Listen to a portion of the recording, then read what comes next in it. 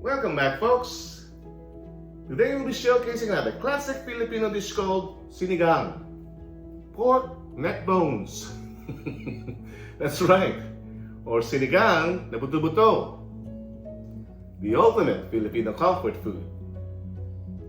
This classic sour soup features pork neck bones, simmered until the meat falls off the bone, creating a rich, savory broth balanced by the tang of tamarind.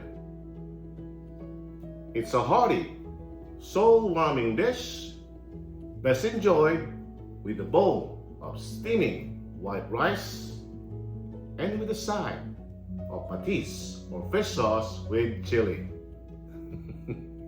So folks, if you want to learn how to make this soul-warming dish, stick around and I'll show you how to make them. So let's get started.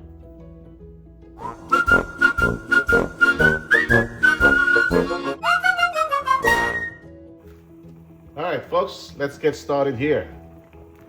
So to start off with, I'm parboiling our pork neck bones here in order to get rid of those scums, see, floating around here. And also, this gets rid of the porky aftertaste that you don't want in our sinigang dish. 3 to 5 minutes of parboiling. We'll clean this up and rinse them well. I'll show you what it looks like when we come back. All right? So here's the pork that we parboiled, all cleaned up and rinsed up. We're gonna start by sautéing our aromatics here. All right.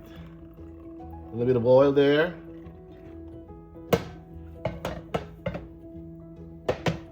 Our pan or our stove is set to medium-high heat. We're gonna start sautéing aromatics, garlic, onions, tomatoes, and some ginger. Ginger is optional. If you don't have them, then stick with the trio of sofrito here: garlic, onions, and tomatoes. But with respect to ginger, it does gives that aromatic flavors to your dish as well, to your sinigang. And also get rid of that smelly or gaminess from the meat, especially we're using here is pork neck bones.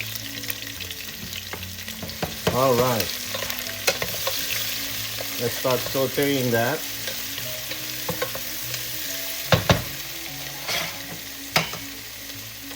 Got a mixture of salt and pepper here. You guys have a chance to go to Japan, buy yourself one of these called arabiki. They're delicious and good quality, folks. A mixture of salt and pepper makes the dish all nice and good for your fried dishes too, especially. All right, we got some salt and pepper there. Continue to saute our aromatics. All right. At this point, I want to add my pork neck bones here. That way, it gets the it gets flavored up by the aromatics that we put in there, with all the ginger, the onions, and tomatoes and garlic, all mixed up.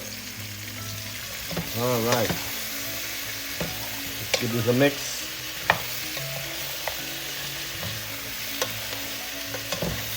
Smells good, folks.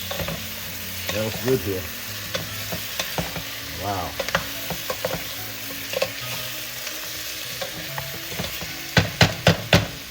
All right.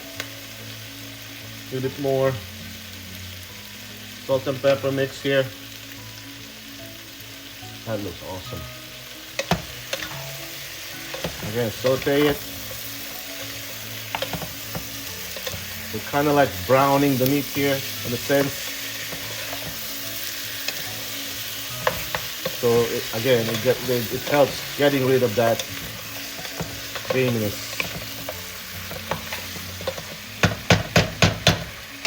From this point, we're gonna add our fish sauce, key ingredient in making sinigang. Adds umami flavor to our dish too. Gonna let this sit Covered up for about a minute so the meat absorbs that umami fish sauce. Minutes up. All right. You should smell this, folks. Smell good already. See?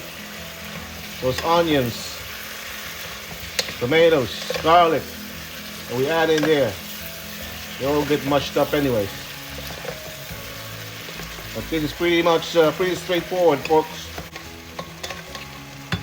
From here, I'm gonna add my water. Just enough for now to cover the meat. Because we're gonna simmer that meat until it's tender.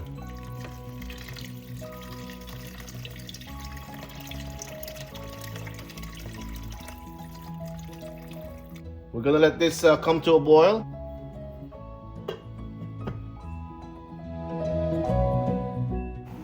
Alright folks, let's check back on this. Alrighty. Once we bring this up to a boil like that, let's close that lid back in and reduce the temperature to medium. And we're gonna let the meat simmer here, medium-high heat or medium heat for about, I would say maybe 45 to an hour. Alright, I'll show you what it looks like when we come back. Alright folks, let's check back here. About 45 minutes in. Look at that. Let's see where we at. We're almost poke tender here. Almost. At this point, gotta add our veggies here. These are radish.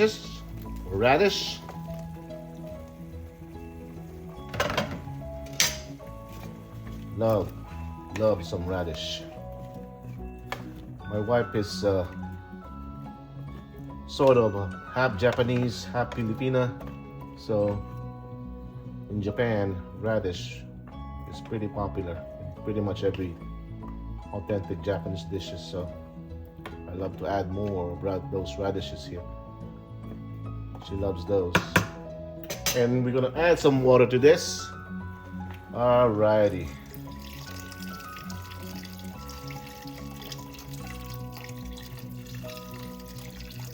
This is about 3/4 of this pot that we have here. And at this point, we're gonna add our Sinigang mix, sampalok, more tamarind soup mix. This is a souring agent, folks, for Sinigang dishes. Bring this back to high heat. Alright, you know what? Might as well add our chili peppers, Thai chili peppers. They're optional, folks. If you don't like heat, stay away from chili peppers. So add some more ground black pepper here. Should be enough. By the way, we're gonna let this simmer in medium-high heat until this time our radish, our pork tender. All right, I'll show you what it looks like in about 15 minutes. Folks, let's check back on this thing now. About 15 minutes to tenderize our radish here. See where we at. Look at that baby. Look at that baby. We are there. We are there on the radish. Just like how wife wanted it. Pork tender. All right. At this point, we want to give this a taste now, folks. See, as far as now, when I make my sinigang, I want it sour. Sour, the better. That's totally up to you. You can always adjust.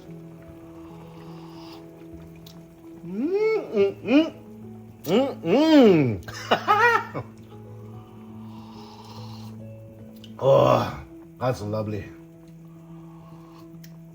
Wow. Wow. Wow, wow, wow, wow, wow. All right, next up, let's add in our bok choy. For veggies, you have the option bok choy, radish, okra, eggplant, whatever, string beans, another thing you can add.